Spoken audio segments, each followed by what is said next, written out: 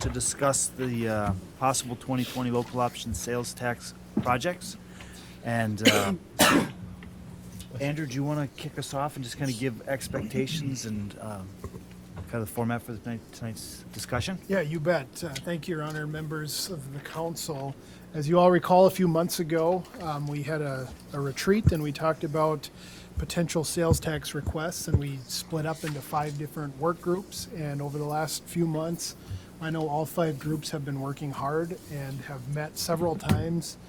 And so scheduling this session this evening to just kind of check in and see how things are going. One of the things that I would like to do this evening is get feedback from the council. I don't believe any decisions need to be made tonight, but I want to know if the groups are on the right track. So get feedback from the council if the groups are looking at these things the right way, are including the right things in their projects, or if they're just totally off base and we should stop wasting our time on some of this stuff. So really looking to see how things are going. The other thing that we should get some level of feedback on is dollar amounts. I know we talked about at our last session coming in with maybe some variables or different ranges, one that's all-in Cadillac plan and one that maybe could be scaled back. And there's been some level of those discussions, so giving some thoughtfulness to that would be helpful as well.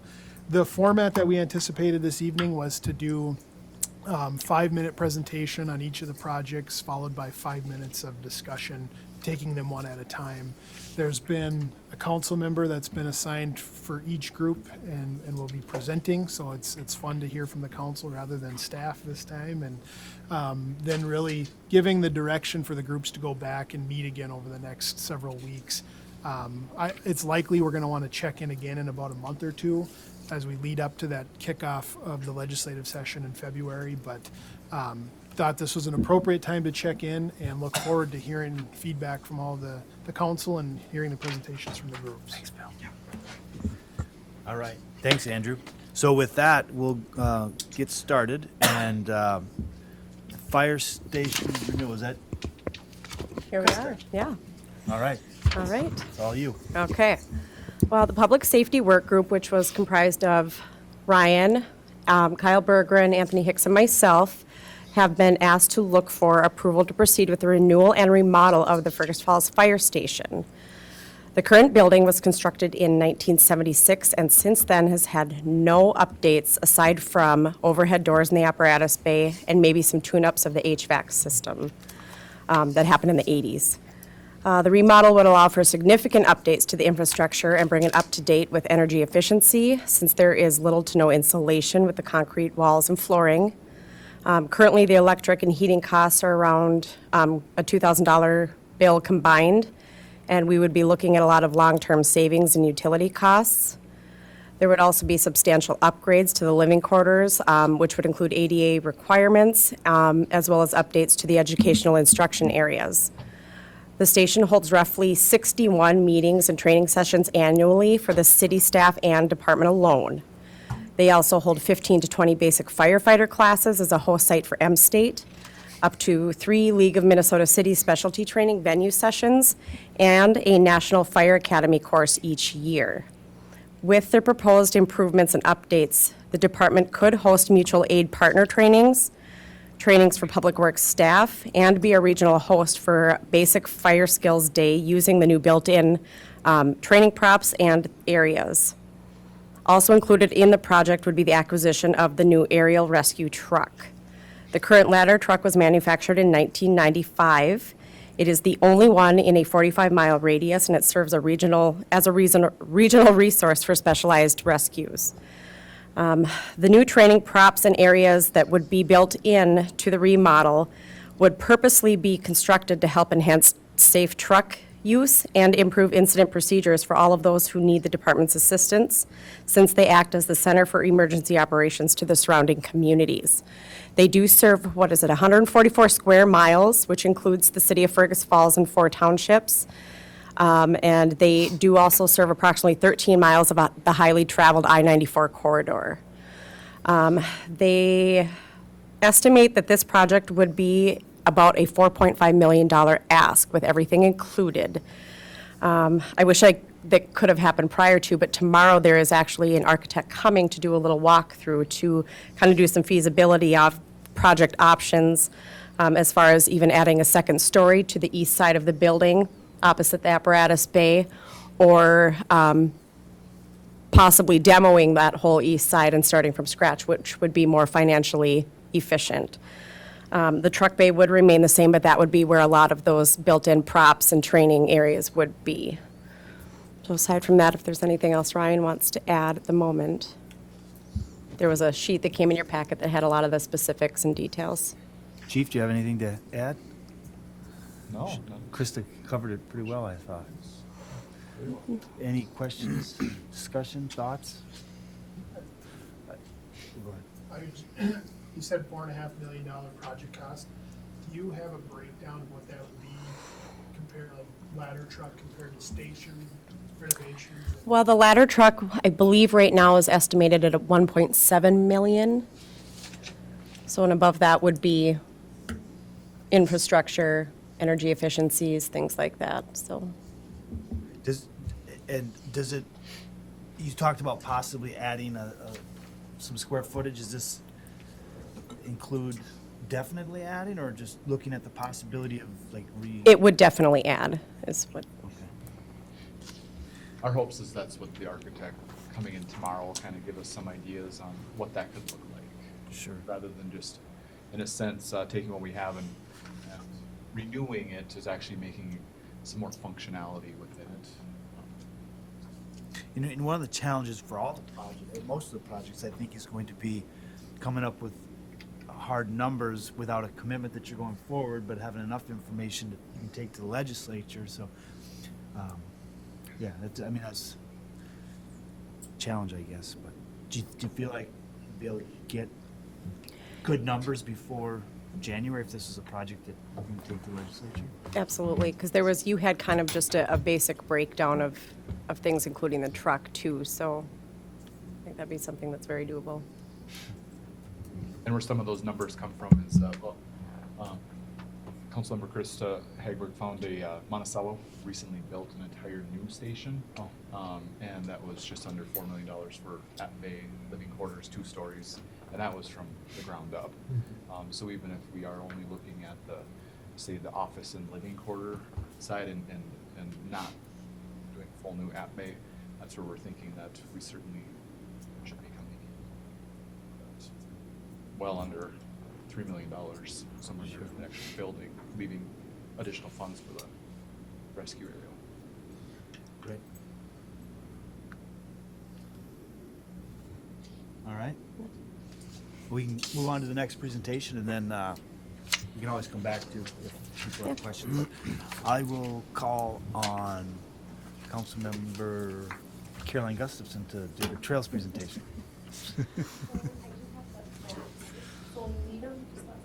Oh, great. Okay.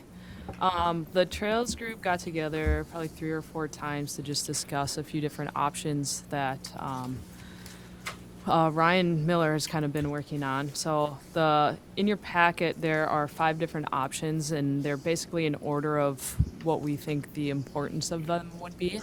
So the first trail segment is the dairy trail segment. There is a grant in right now that Ryan, it'll be mid-November before you hear back from them on that. If it's not funded by GMRPTC, I said that right.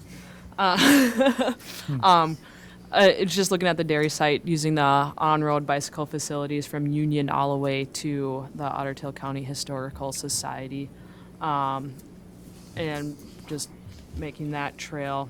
There's a total cost estimate on that, which includes some of the inflation from other numbers that we've gotten.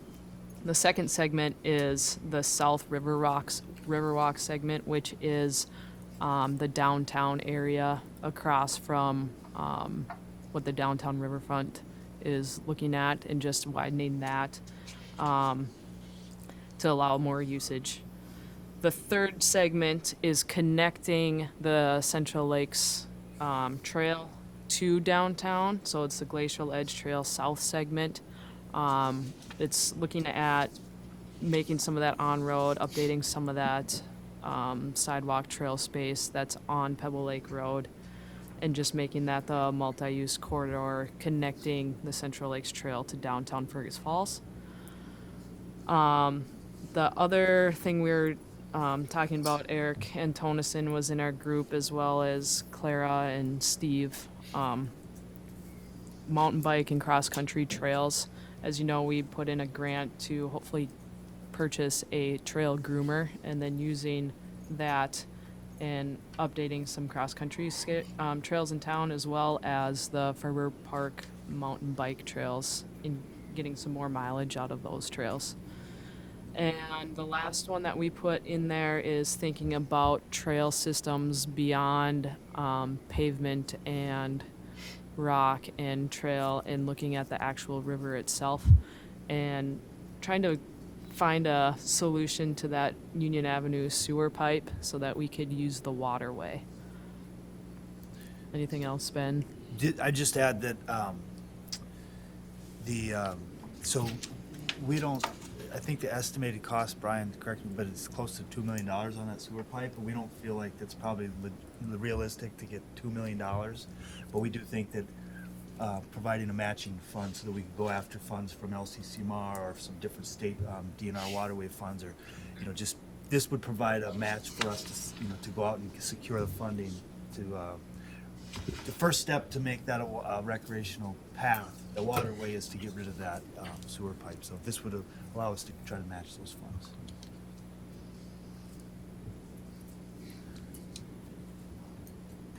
Question. So the solution for the sewer pipe would be to go under? Either lift station up and above or under, or but Which way does it flow? No, I know that. I was more meaning the. Skyhooks. Never mind. Yeah. I thought. Sorry about that, Your Honor. Other questions for Caroline or anyone in the trails? Yes. Cost for each of those 5 segments. So it's on this page right here. It's 596 is for the central downtown Derry to Union Avenue. Glacial Edge is 443. Riverwalk segment on the south side. Glacial Edge Trail South segment is 814. Mountain bike and cross country 200. And Union Avenue sewer pipe, like we mentioned, was 500,000 for the. So our proposal would be for 553.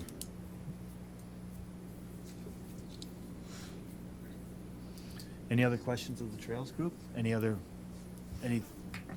Clara, Ryan, Jean, Steve. The Trails group is represented here tonight. All right, we'll move on then. The Aquatics Center, Caroline and Justin, I know you're both involved. Which one of you is going to? Justin, you're going to? All right, sounds good. So I put on your sheet or on your desk a timeline that's more legible than the one that came in the packet. I apologize. I don't know, some of the stuff came over fuzzy. So the aquatics group has been meeting, and as the council knows, we identified 2 sites we originally looked at for site selection, and then we added a 3rd site, Roosevelt. And there's some comments in your packet of information on criteria that we went through each site, and the final site that we as an aquatics committee has settled on is Roosevelt. And there's quite a bit of information. I won't share all of it. You can go ahead and read through it of why we settled on Roosevelt within the information. We also did updated analysis on the baler loads, and just to see, it was asked that we review the budget as far as what we're expecting for baler loads to cover costs and what we'd be looking at for subsidy from the city. And then the timeline that I shared with you, we feel that there's 3 kind of timelines with potentially a November election.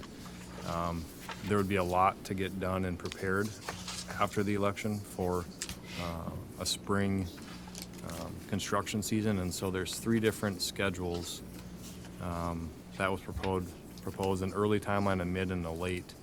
And in our project cost estimates, if you recall, the last Budget amount was about 6.3 million for the build. It has increased up to 7.1, and that's for a couple reasons. One is obviously that was 2 years ago when we did the first estimate. Another one was when we did the original estimate, it wasn't including parking and some of the other things that we've identified a site. It was just, the previous estimate was pretty much just the build. Didn't include parking and a lot of other amenities that are now included. So that's another increase. And the three different timelines, we have an early, mid, and a late. The early one would require us to do construction documents prior to knowing if the sales tax question went through. And so the group, I don't know what the council would decide if they'd want to expense more dollars on preparing the construction documents, but that would speed up the timeline to be able to, assuming the sales tax goes through, that we'd be able to start construction right away in the spring of 2021. So you can see the design, and there's a preliminary design of how the facility would be looked at. On Roosevelt, there's two different options we looked at doing, and surprisingly, we were able to kind of put in the landscape to keep it just to the south of the skate park. Minimal tree removal would be needed. There would still be some, but that was probably the best spot for it. We talked about parking with on-street parking and summer not having high traffic there. I think we talked about maybe reducing the parking lot. I think right now we're at about 104 stalls. So that's something that we could look at to reduce cost. So with the projected timeline, I guess, the three things that were asked is the timeline, the cost. So our amount right now is 7.1 million, and the timeline you have in front of you, that's legible, based on those three different milestones, if we did an early, mid, or a late progression.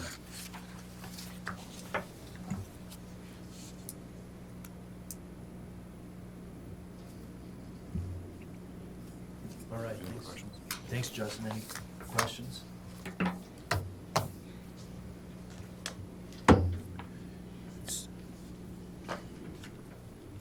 So it's 7.1, is that, Yeah, that's it's really hard to read, I apologize.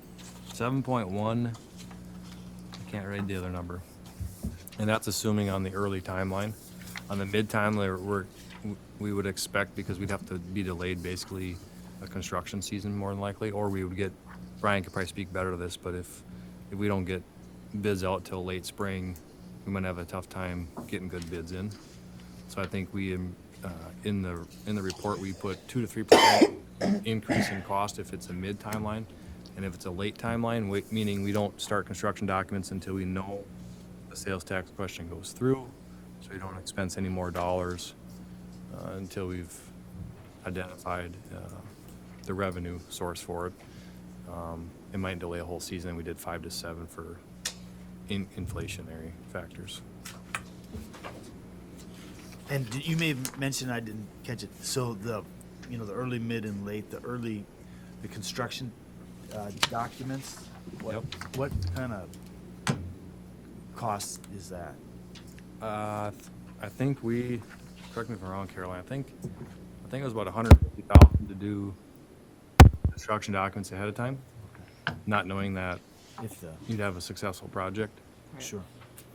Does that sound about right, Brian? Yeah, it was included. I think in that's what- phase one proposal, but I can't recall. It was in that ballpark. I think it was 150,000 was the pre-construction documents, design development. All right, thanks, Justin. Any other questions of the aquatics project?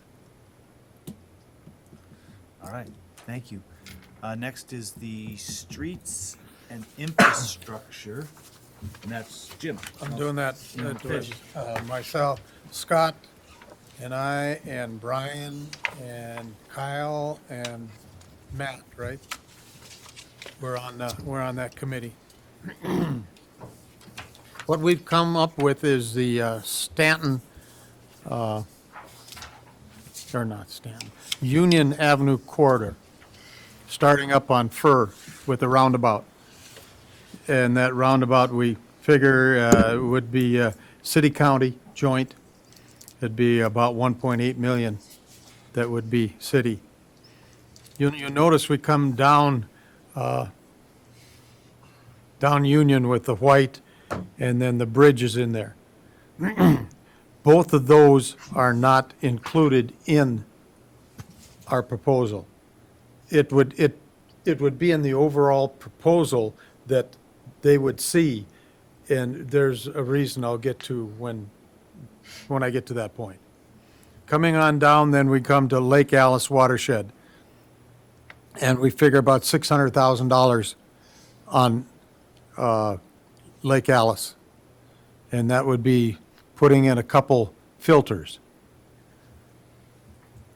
On down, you've got the whole street, then you've got the bridge.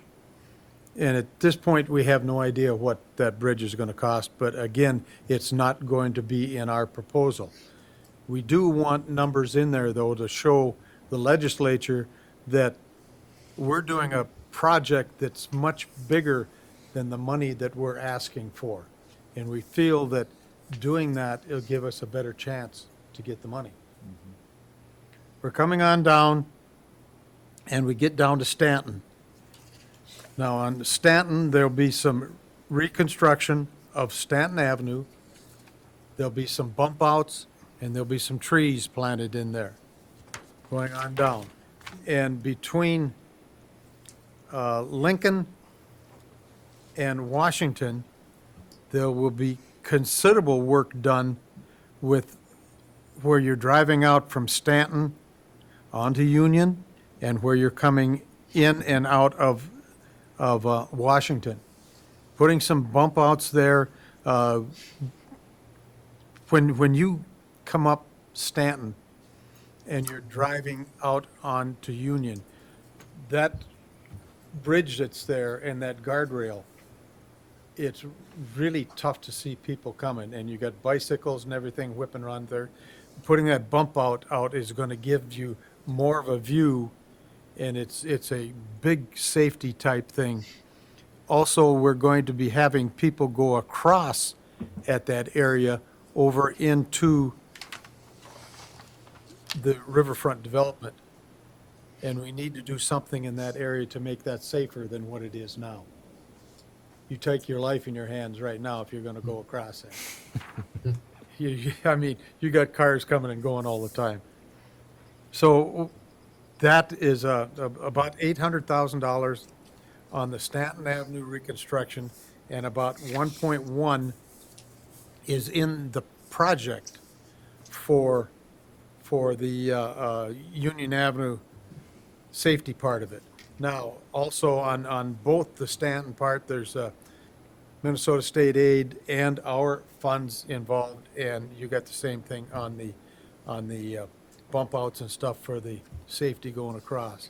We're looking at 1.8 million for the roundabout, water quality at 600, Lincoln Avenue safety part of it for 1.1, Stanton Avenue streetscape, you say that quick, for a total of $4.3 million. The overall project is probably going to be somewhere between $8 to $9 million. So we figure going in with a project like this, showing them that this is the full project, but we are only asking for this amount, we figure it'd be a better chance of getting there. Sure. Thanks, Jim. Brent? Only question I have is with the roundabout over here up on the top, you got these two little dead-end streets that are being put in there. For the residential part, I mean, they probably love that because it's gonna keep the traffic out in their area. But how is that gonna affect the businesses over here, Casey's and these other ones, when there's only one way to get in there? I mean, a lot of Casey's business, I mean, comes in from several different directions. Is that going to, with that particular design down on the bottom, is that gonna alleviate, is that going to cut off some of their traffic and some of their business in that area? That would be in here the only spot that I would look at and maybe have a little bit of an issue with, is how that would affect those businesses in there. Brian, Yeah, no, that's good, you know, that's a very unique roundabout. Everything's in conceptual design. And there's no plans, final design, everything. We had the public house meetings with those. At this time, that's the best based on all the concerns and from the business owners that were all in attendance and everything too. So, it still needs to be vetted even more, but for the intent of a roundabout and everything, that's kind of the best we got right now. Okay. So, subject to change, Sure. but it's been Plenty a more. difficult one. Obviously, plenty of public hearings. and- That's just more illustrative purposes on it right now.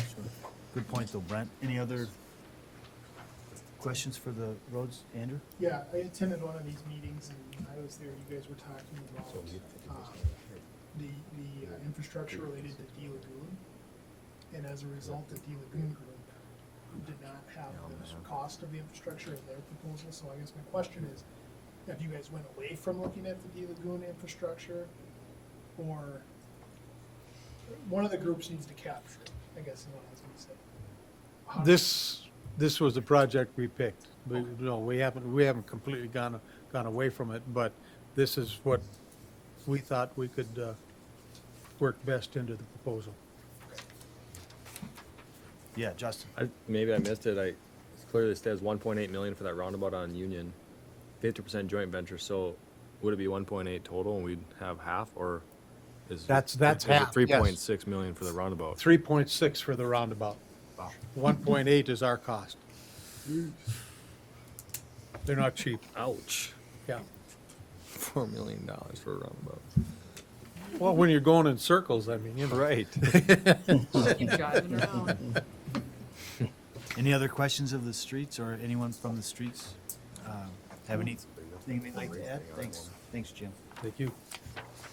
I guess I did have one question, not a question, just, so the pedestrian improvements, the safety improvements you talked about at Stanton and Union, but Yes. also from your map, it doesn't show a lot of detail, but there's a significant redevelopment of that whole block from Lincoln to Stanton. Yes, Or Washington even. yep. Just enhances that corridor as, okay. Yeah, and we came across, And it slows. all the way across to pick up Washington because of all of that. Sure, okay, thanks. Any other questions? All right, let's go to D Lagoon, park and improvements, and I believe Councilmember Roofer is gonna talk to us about that. Hi, everyone. Thank you for having me. So this may be pending, this may be subject to change then, depending on that infrastructure piece. I guess we were kind of operating under that assumption when maybe it sounds like we shouldn't have been. So we're going to have to find some common ground with the infrastructure group on that. But we'll cover we'll cover our project, and then we'll all work it out from there. So, myself, Andrew, Guy, and Brent met several times regarding the D Lagoon project, and we went off of the 2014 D Lagoon master plan when it came to expansion and renovation of the campground, and we looked at that as just another option to get people to come to Fergus Falls, given the popularity of campground. It sounds like it's pretty full every weekend in the summer, and so we would hope to expand on that, and then also work in conjunction with the Central Lakes Trail to increase usage. And then also another aspect of the campground is that it would give an option for folks that are going to be coming to the large sports tournaments that we will be hosting. It'll give them another option for lodging there. So moving on to said improvements to the softball, soccer, and baseball facilities, we would propose to construct a new concession/restroom building at the replacing the one that's currently at the softball diamonds. That would just help make it more marketable as a facility to attract more tournaments/larger tournaments, and that building cost would be about $185,000. One of the bigger changes to the complex would be building a soccer concession/restroom building that would be located over centrally at the soccer complex. The association has come in front of the council before demonstrating the growth in their numbers the soccer association has. And personally, we visited a soccer tournament in Detroit Lakes this summer with a building similar to what we propose. And there were teams there from Fargo, Alexandria, Walker, Detroit Lakes, Fergus Falls, and a couple other that escape me at the moment. But I mean, the place was packed from Friday afternoon through Saturday night, and it would have gone longer if there would have been lights there. So, just restaurants were busy, stores, gas stations were busy. It was quite the sight to see. So, soccer is a rapidly growing segment of athletes in the area. And then a building such as this would definitely improve the complex's marketability for tournaments.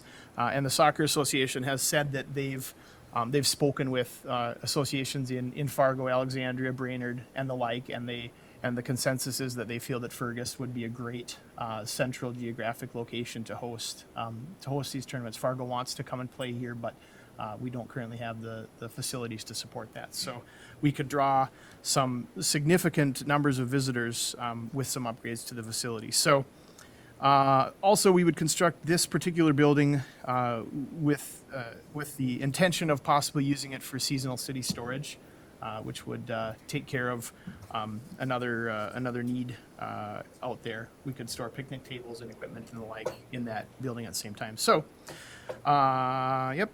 So coupled with the excellent soccer fields that we currently own, ours would become the premier soccer complex in the area and the region. That building would cost, we're thinking about $200,000 with the added space for some possible city storage.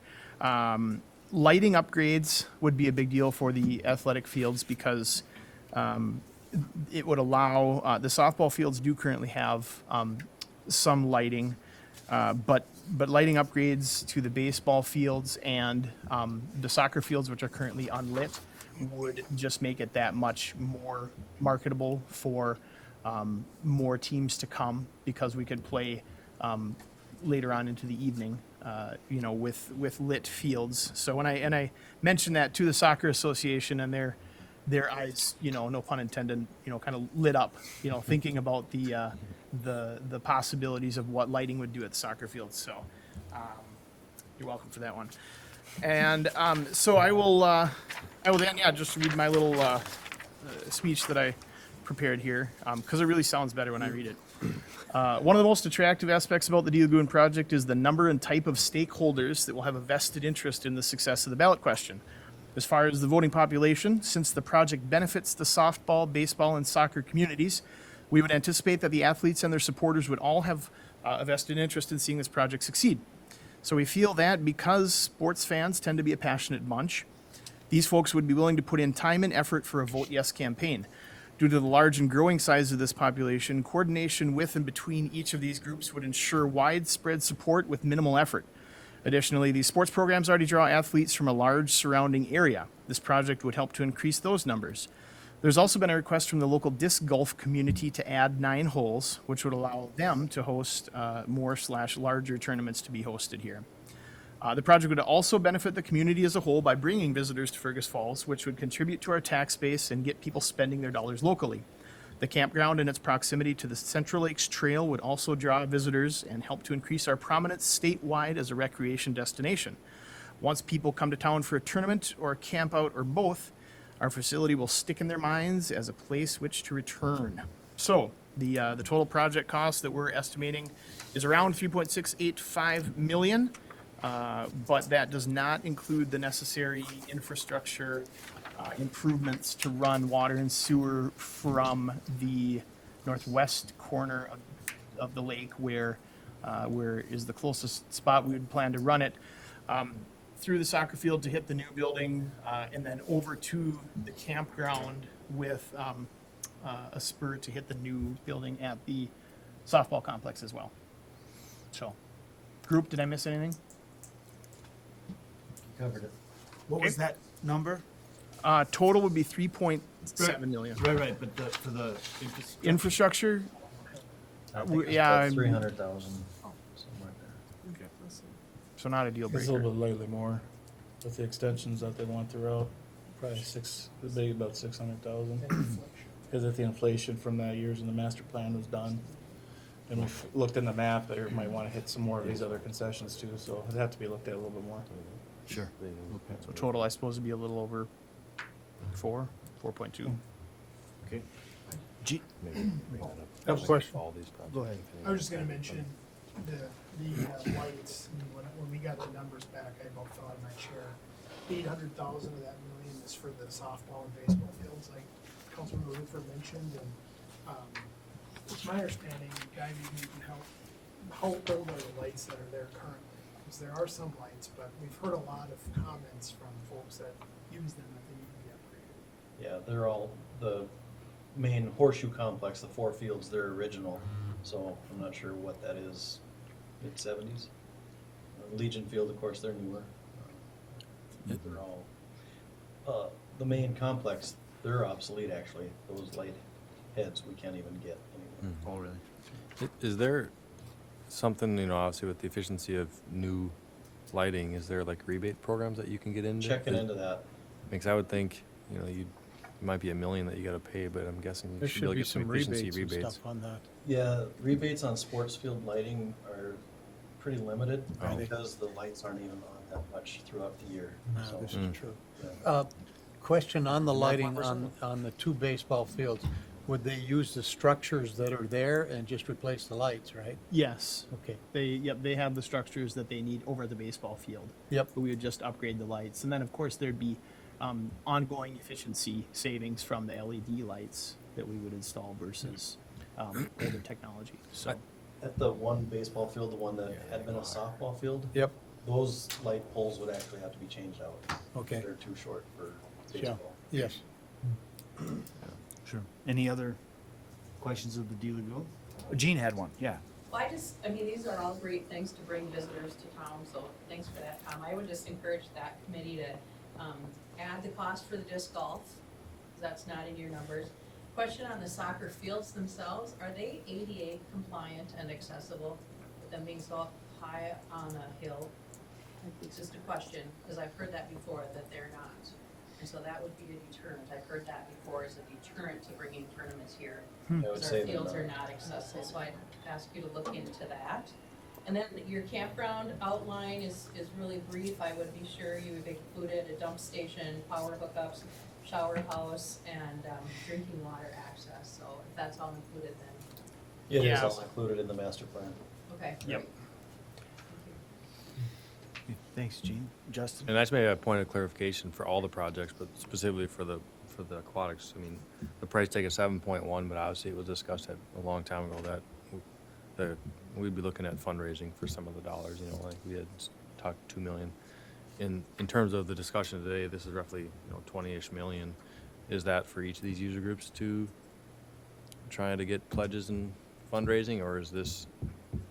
I guess I just wanted to be Yeah, known well, that that's for part our of that. total project, that's all in, but we'd be looking to fundraise a portion of that. Sure. I mean, and happy to hear other thoughts too, but I think that that's part of the discussion we have to figure out, right? Because Right. we got, probably not gonna go to the voters with $20 million worth of project. So we have to figure out, how do we pare that down? Do we expect some fundraising? But I think the purpose of today's meeting is just to get those, you know, get a check-in with the group so everyone knows where they're at. Give ourselves a chance to kind of digest some of these projects, ask each other questions, ask staff questions, and then sometime between now and December, we'll have to have those conversations and start to have a meeting to figure out exactly what we're taking to the legislature in January, February. Does that sound okay? Make sense to everybody?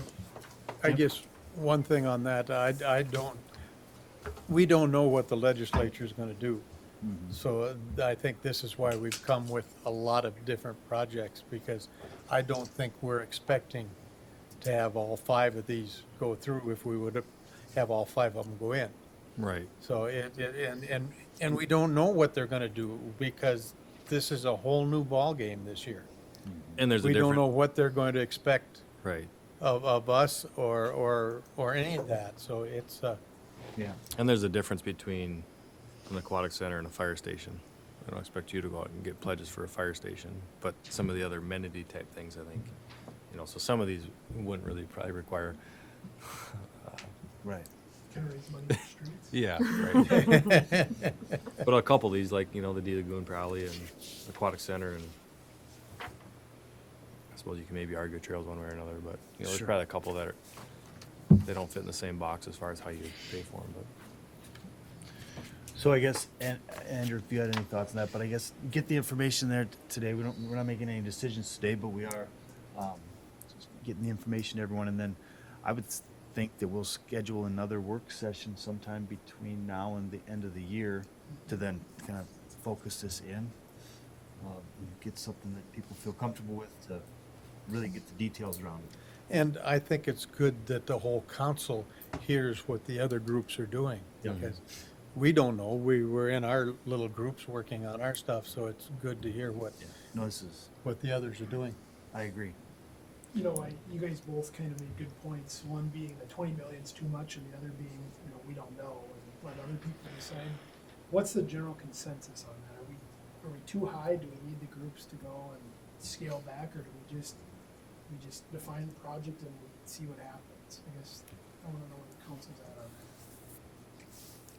There are some of these projects that don't, like, that's the total high number. So, to a certain degree, like you look at D Lagoon, looks like you could maybe pick and choose some of the things, and that would be scaled down.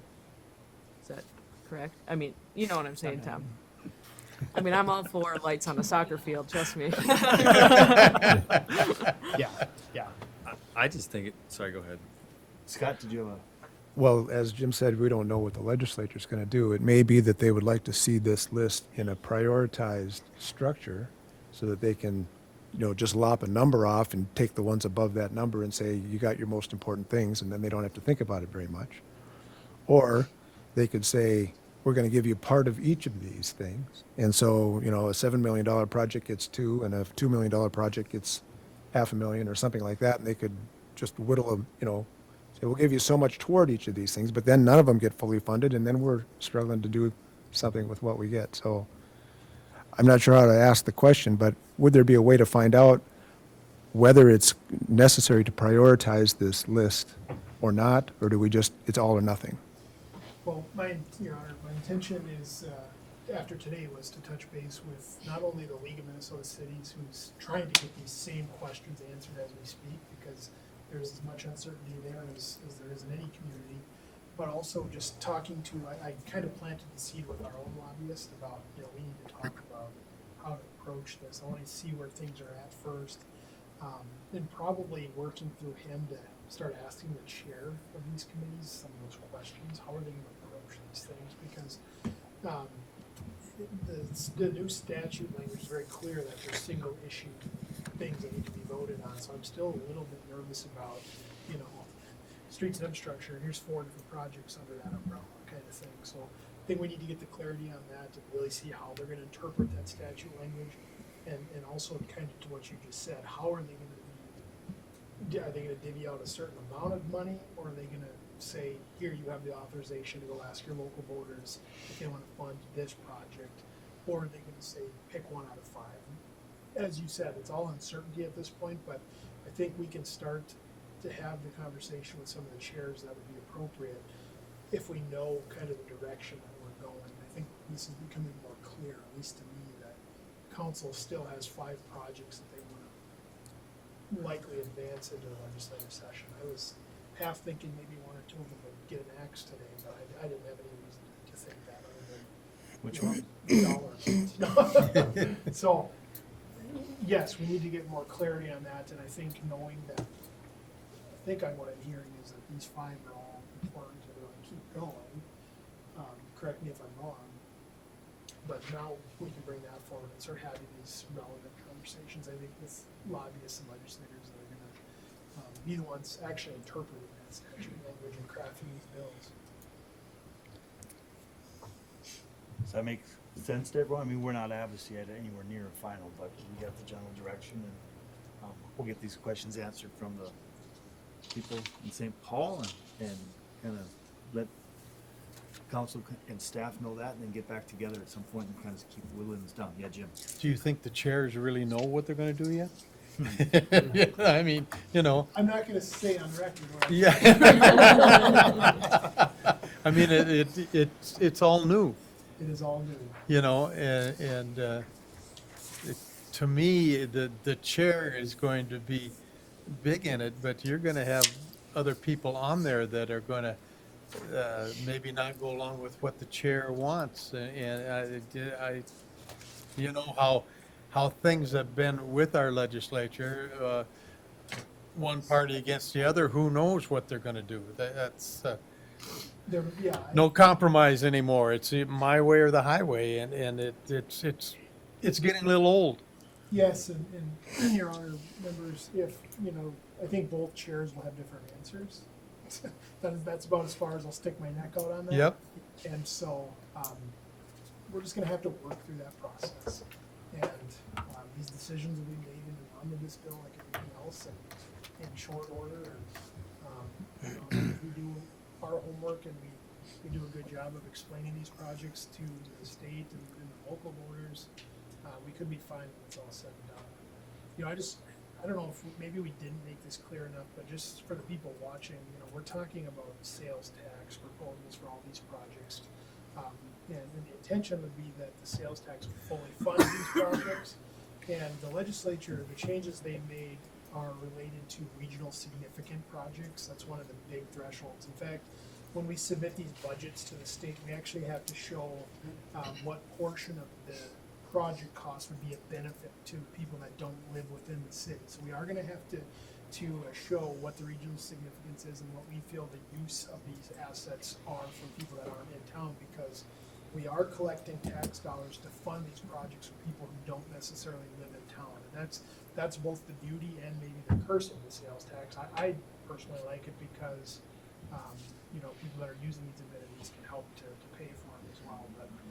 And so it doesn't strictly fall on our local taxpayers within the community. But just something to keep in mind too, that when I was talking about a sales tax, the sales tax that we currently have is dedicated to the library and will pay off the library before it can do anything else. So it's not like we're gonna triple the amount of sales tax that we collect. It's the same half-cent op option sales tax that's being collected for the library. If these projects made it through the legislature and then made it through the local voters, then that sales tax would be extended after the library is paid off to continue to collect funds to pay for these projects. Depending on the dollar amount of these projects that are ultimately approved, assuming that some are, that would dictate the length of the years on the sales tax. So it's not like we're gonna be adding, you know, taxes on top of the ones we're already paying. It'd just simply be an extension of that half-cent sales tax beyond paying for the library bonds. And I think, you know, being able to provide as much information as possible now until the time that we have a vote, if that's the way this goes, it's gonna be important, because obviously we all have sticker shock when we hear these numbers, and obviously there's other things in the hopper with the city right now as well. So just wanted to reiterate that. Any other thoughts, questions, comments? All right, thanks everyone, we'll be adjourned.